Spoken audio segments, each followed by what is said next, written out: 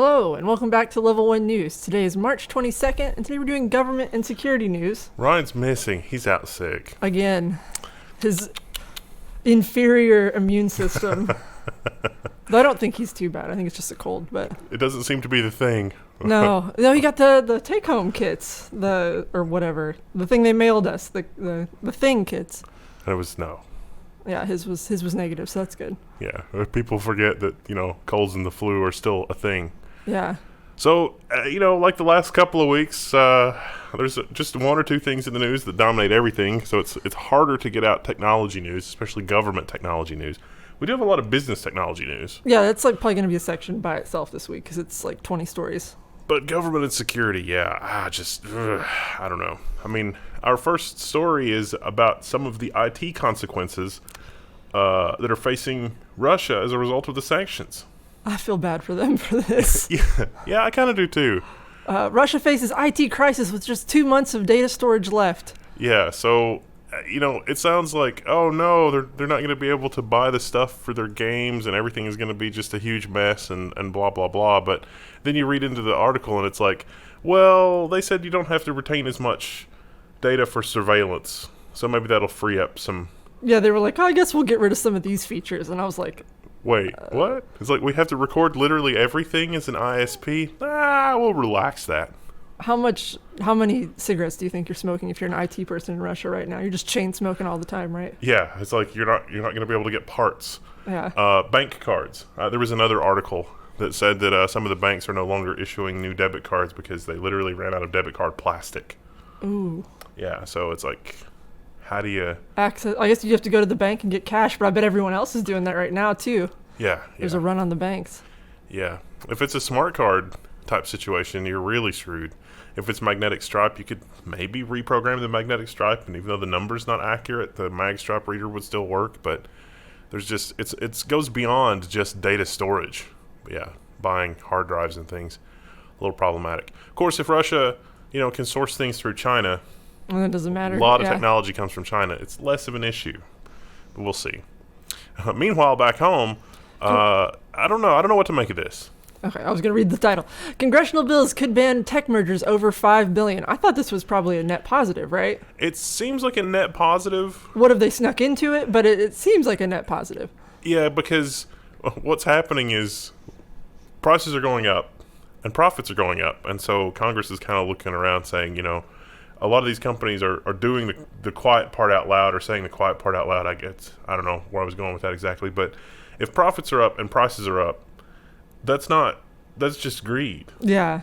So well, the other thing that, as for me as someone who wants to see more and better films, they mention a lot of film studio mergers, and they're like, well, everyone's kind of just merging together, and now it's like 3 companies own everything. I think Amazon just acquired, well, we'll do a story about that later, but... Yeah, Elizabeth Warren was featured here in this article and a couple of the other articles, and some of her quotes make me think that, she's so old, she considers literally everything a technology company, because talking about, movies, yeah. We're going to talk about the Amazon merger in the business section, but it's like, wait a minute, the MGM-Amazon merger is not really... it's technology in that Amazon is buying something, but MGM I wouldn't consider a technology company. I think this was...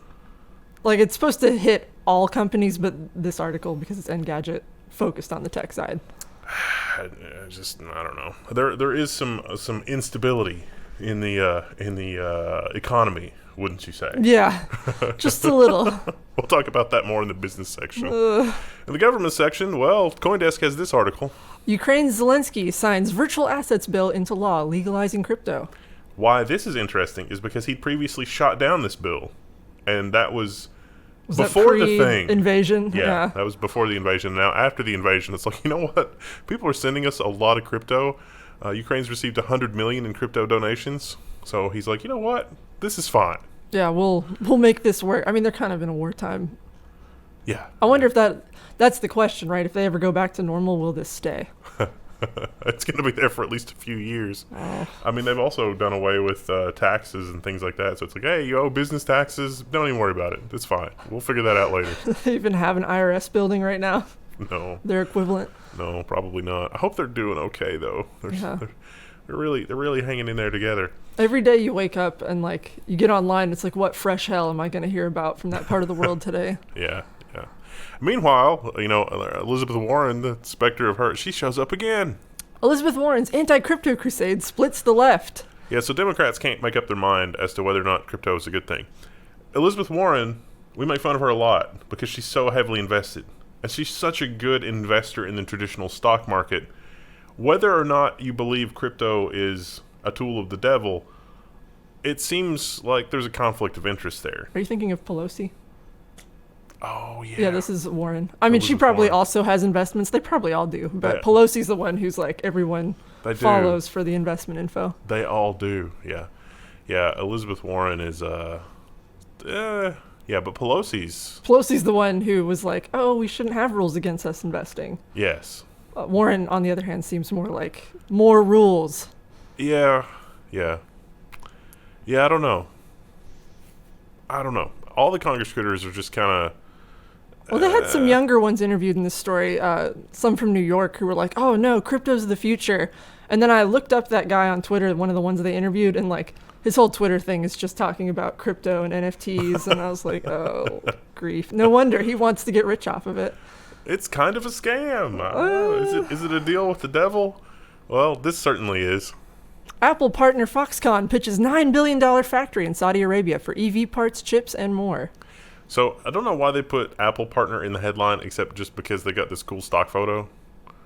But Foxconn did say they would be doing a lot of Apple's production there. But I tell you right now, Apple does not give one whit where that takes place. It doesn't care doesn't care about anything. They want the cheapest thing possible. So... Something about that image feels weirdly dystopian to me. Like, I know, this is Apple's giant circular building, and when I see pictures of it like this, I think that doesn't look awesome. no, it looks very sterile and like it's a liminal space. It's not a place you're meant to hang out in. But then they have this garden space down there, but it also feels like a liminal space. They have benches, but that garden doesn't feel like a place you should be hanging out. The entire building doesn't feel like a place you should be hanging out. It really looks... Cold, sad. It looks almost like future repressive. Like, I would expect a Terminator robot to be interrogating John Connor in one of those rooms. Also, how come there's no pigeons roosting on any of that?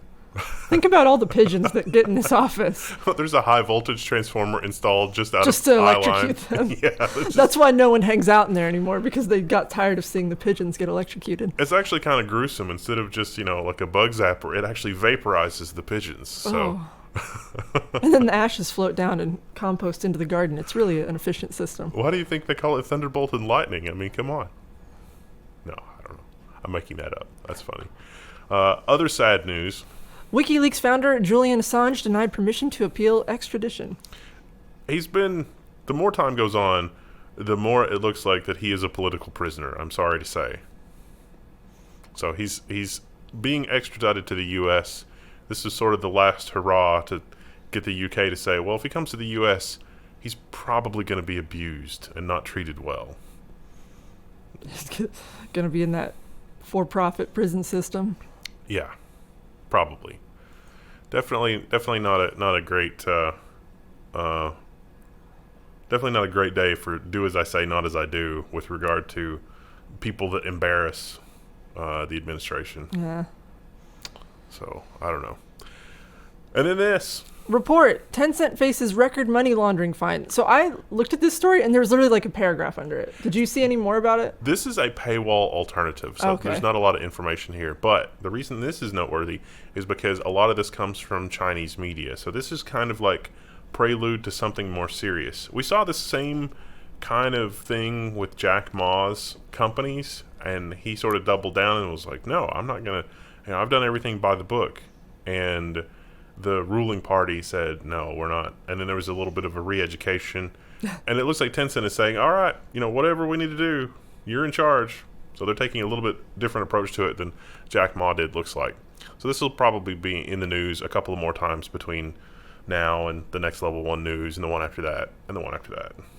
So we'll see. But Tencent's a huge company, and there's a lot of American products that are from Tencent online, They own apps WeChat. and games and WeChat, stuff like that. So it'll be interesting to see what crimes they're accused of laundering money for and how all that actually works, how this all shakes out. But it's going to be interesting.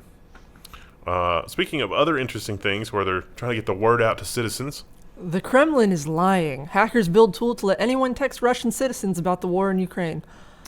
There's kind of a lot of things that have happened since this story, most of which is like they're now blocking text messages from foreign numbers. Yeah.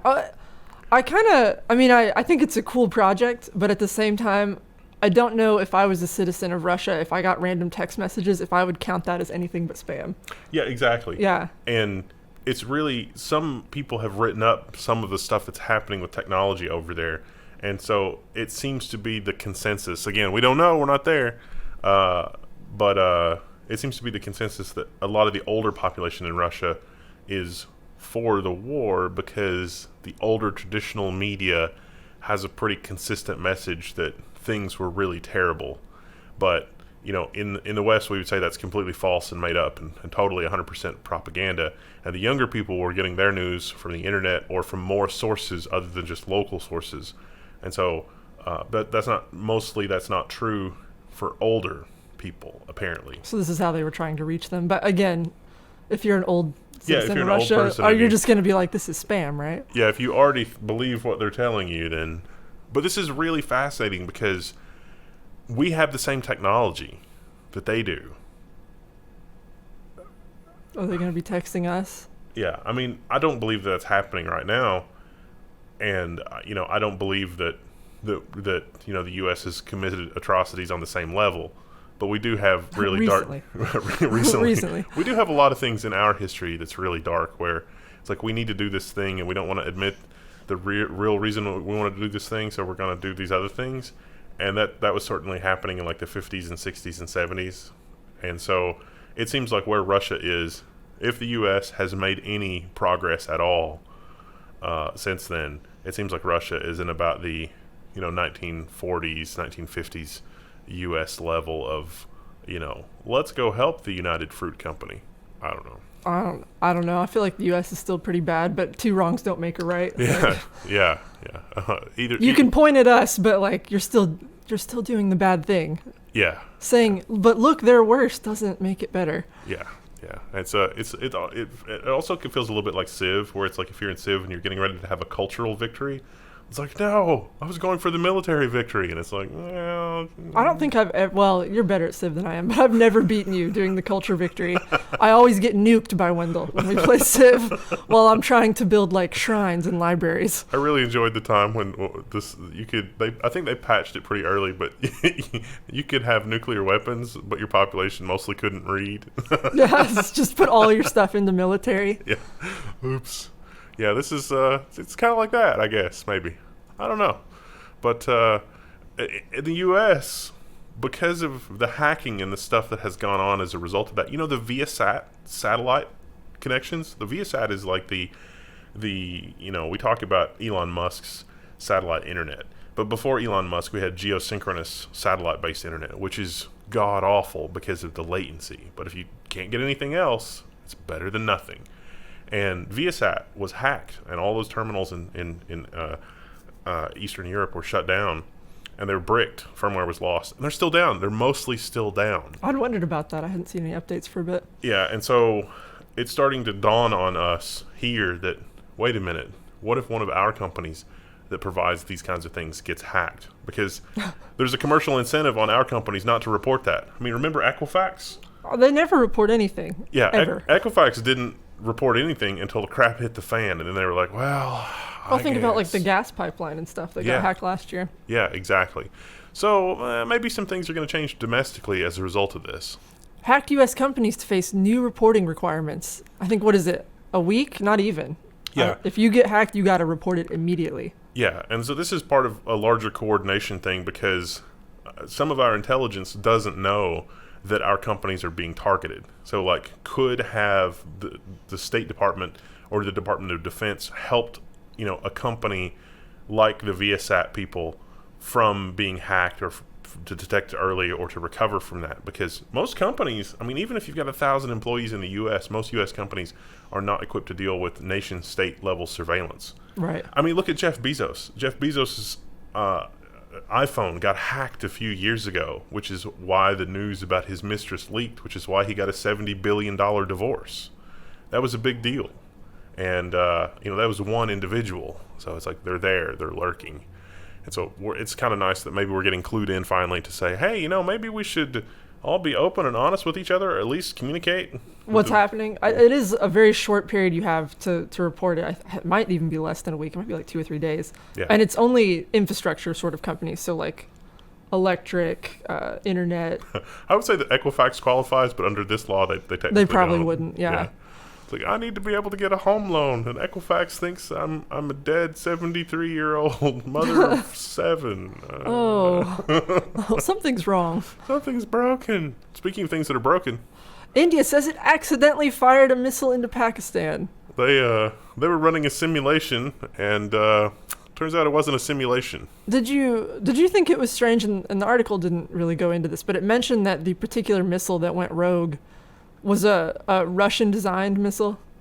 Yeah. Did you think that was maybe a little strange? I thought it was. They didn't make any connections there, so it's probably not that. But I had that thought. Pakistan warned India to be mindful of the unpleasant consequences of such negligence and take effective measures to avoid recurrence of such violations in the future. Yeah, they seemed like no one was happy here, but they seemed as cordial as you can be about that. They were like, don't let it happen again. It didn't hit anything important, apparently, mostly. So, yeah. Speaking of other domestic law changes. Silence no more. Bill targeting NDAs used by tech companies passes in Washington state.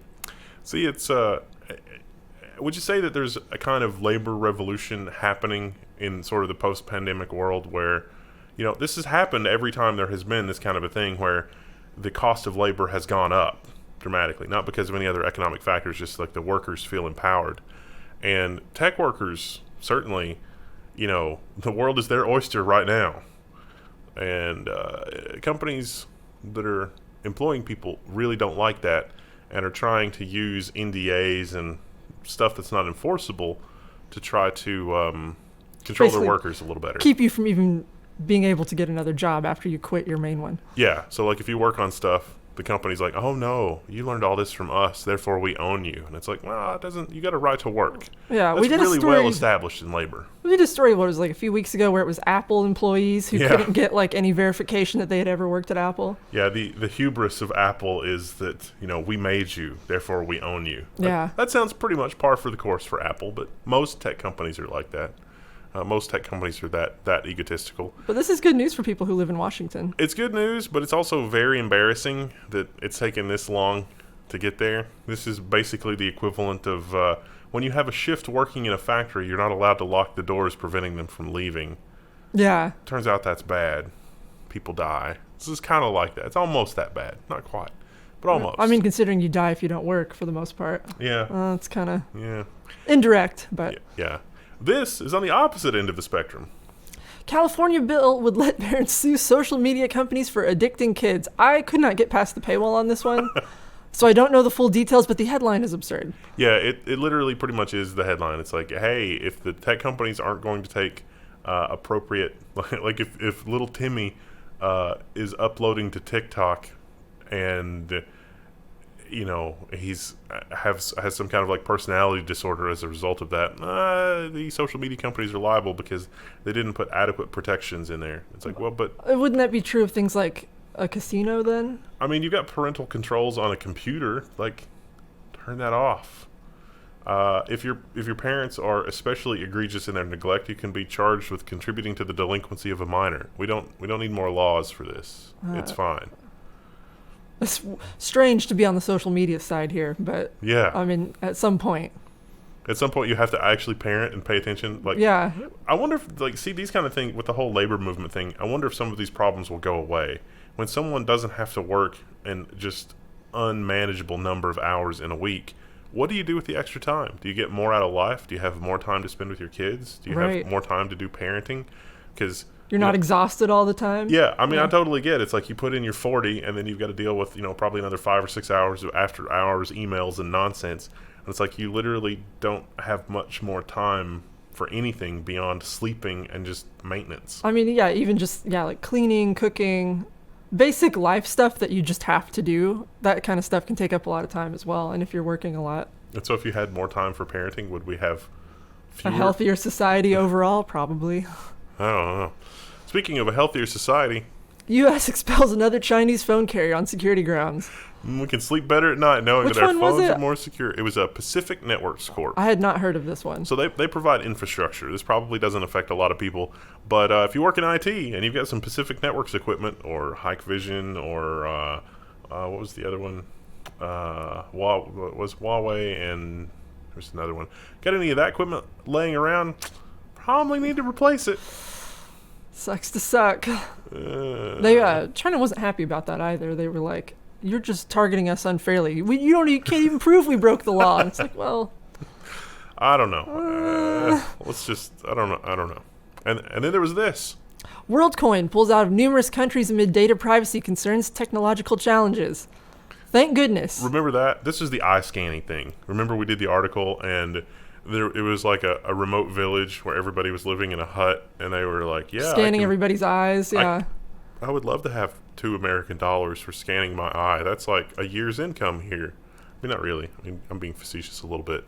But, yeah, they're pulling out of numerous countries amid data privacy concerns and technological challenges. So it turns out you can't just randomly scan people's retinas and keep that in a database. Now, I would just, if there are any investors, venture capitalists, billionaires in the Level 1 audience, when we first did that article, we said, you probably should get your money out. Yeah. We could have saved you all that time and headache if you just asked. Well, they're still in business right now, but pull out before it gets worse. See, now it's moved on to the next phase of the venture capital game, which is the original venture capitalists have to find some new venture capitalists to bail them out. The pyramid scheme, yeah. So. Oh, you got to get in on it, man. They're doing great things, and then they just quietly pull their money out as the new guys get in. Yeah. And finally, a nasty Linux netfilter firewall security hole has been found. This is a follow-up to last week's, dirty pipe security thing, but this is a new one. It's a new one. Oops. Bad week for Linux. Yeah, bad couple of weeks for Linux, but they got it fixed, and it could be worse. And we have more stories. Yeah, there were like 5 more tabs hidden behind an arrow. We're going kind of slow to try to drag it out because there's not a lot of government news beyond the thing. Beyond, Yeah. the thing everyone's watching right now. Yeah. Well, we gotta talk about that again because Kaspersky's back in the news. German government advises against using Kaspersky antivirus. Why is that? Kaspersky. Because they're in Russia. But wait, is Kaspersky a front for the Russian government? No. But they might be compelled to do something by the Russian government. Man, that sucks. It really sucks, but this is also an argument that a lot of other countries have used against our tech companies. So like Cisco, for example. It's like, could Cisco be compelled by the U.S. government to do X? Maybe. Probably. I mean, they probably wouldn't take $10 million to pick a deliberately architected encryption algorithm for their encryption algorithm. Oh, wait, I'm thinking of somebody else. Never mind. It probably wouldn't happen, but, you never know. But the German government has basically said, go ahead and pull out now. There's some details here, and you can read that. So if you use Kaspersky antivirus, it was very popular on the forums a few years ago. It's very inexpensive, but very good. I probably wouldn't use it now. Oh, yeah, if you're in Germany especially, because they're saying don't. Yeah, or Poland, or, well, pretty much anywhere. Yeah. Pretty much anywhere that's not Russia. So, and in other malware news... New CaddyWiper data wiping malware hits Ukrainian networks. Yeah, the Ukrainians have done a really good job staying on the internet. That's another thing. Yeah. It's like how it's like the power is a little flaky and they're shooting the nuclear plant, but gosh darn it, I'm keeping those servers online. Those are the real heroes.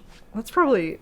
Well, we're seeing some less... tier of hero. We're seeing less footage now from, like, certain parts of the country, but, yeah, I don't know how they're getting anything out right now. Elon Musk's SpaceX. Yeah, probably. Or Starlink. And this. Israeli government cites crash and cyber attack. Defense establishment source claims that this is the largest ever cyber attack carried out against Israel.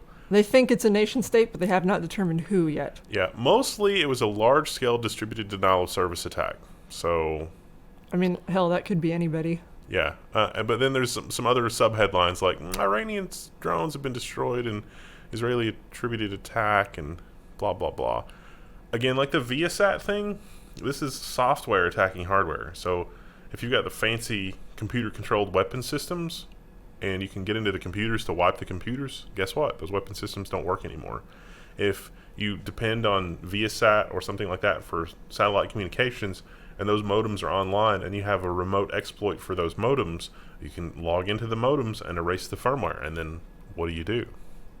So really, really interesting timeline and really interesting effects of technology, the pervasiveness of technology, but also how fragile the technology is and how that can be exploited by different powers for different ends. The adjective interesting should be replaced with terrifying. Because we're so dependent on all that stuff now. Yeah. And Gadgets360 said, Ukraine ethical hackers bewildered as HackerOne bug bounty platform said to halt their payouts. This hasn't been resolved, or at least it hadn't when I read this article last night. I read that this had been the CEO fixed. made a statement and was like, oh, we didn't mean for this to happen. We're going to get it fixed. But as far as I could tell, that it hasn't actually been fixed yet. Yeah, it'll be interesting. Comment engagement challenge, comment below. Has this actually been fixed? Because I saw the same thing, and they were like, oh, yeah, they're not on the sanctions list. Sorry, our bad. We'll get that money to you right away, but it's still held up. For those of you that don't know, when you find a security vulnerability, you can submit it on HackerOne. And then theoretically, if the company has a bug bounty, they will pay you. Doesn't always happen. Sometimes you have to harass them. Sometimes you don't get anything. Sometimes you don't even get a thank you. Looking at you, Thomson Reuters. But yeah, there you go. But sometimes if you're in Ukraine, you don't get your money. No. Hopefully this will be fixed though. Or if there's anybody in our audience that knows who to ping to get that fixed, engagement challenge. I'm sure that they're working diligently on correcting that and getting that money out. Yes. Now Reuters had this article. This was sad. Exclusive. Ukraine has started using Clearview AI's facial recognition during war. Now, this is a Reuters article, and I went down the rabbit hole on this one and dug into it. This is not good. I don't care that Ukraine is using it. This is not... You can't build this kind of thing and have it be used ethically. It's not mentioned in this article, but one of the other ones mentioned that the Ukrainians captured a high-value individual, and... the reason that they captured them wasn't from this. It was a unit of fresh recruits. They were all 20-somethings, except for one guy that was older. It was like 32 or 35 or something. And that guy ordered one of the younger people to switch clothes with him because he was trying to, evade. Yeah, there was like, oh, they'll think he's the captain. Yeah, it's like, you're me and I'm you and blah, blah, blah. But they logged into the computer on like the tank or whatever it was they captured. And there were personnel files for everybody in the unit, and they were like, "Wait, this says you're so and so." It's like, you don't need the facial recognition for that kind of thing, and it'll probably just get it wrong because it's not very good. Well, then they'll have it ready to go when things get normal again. Yeah. Hopefully, things get normal again soon. And if you're just quietly blogging away, trying to let the world know of the truth, sometimes it's bad. A top Wikipedia editor has been arrested in Belarus. So, what... He was in the top 20 editors, which I didn't know they even ranked them. Yeah. They... top 50, I'm sorry. Yeah. He's been accused of editing Wikipedia articles about Russia's invasion of the Ukraine. However, none of the information in the Telegram channels clearly explicitly states what. So, pro tip, if you're using Telegram, don't. Probably should be using Signal instead. Wasn't Telegram one of the good ones for a while, and then something changed? Maybe very briefly. Yeah.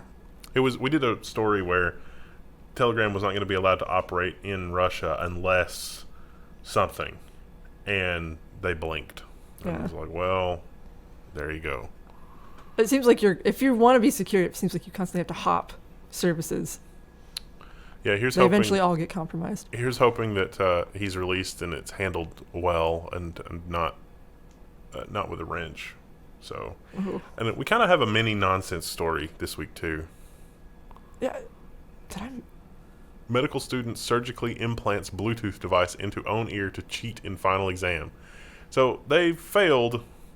They entered college 11 years ago, and they failed to be able to exit college on the medical side. So they did surgery on themselves and implanted a Bluetooth thing so they would be able to hear and get answers, and they still failed. Well, they got caught cheating, and then they were like, wait, what were you doing? And they couldn't figure it out initially. It took him a little while to find the Bluetooth receiver in his ear. Yeah, probably shouldn't be practicing medicine. I would agree with that. Yeah. So, there you go. That's awful. And even despite dragging this out, we still just barely cleared 30 minutes. Oh, 30 minutes isn't bad, though. That's like roughly the same. It's not bad. Sometimes we go for like an hour on some of the other ones. But, again, I hope the people in Ukraine are doing okay. As okay as can be expected. Good luck. Good luck. We will see you guys very soon. We have business news tomorrow. There's a lot of business news this week. It might just be business news, though we might have to fit another section in. We'll see. It's been building up for a while. Yeah. So, we'll see. Bye.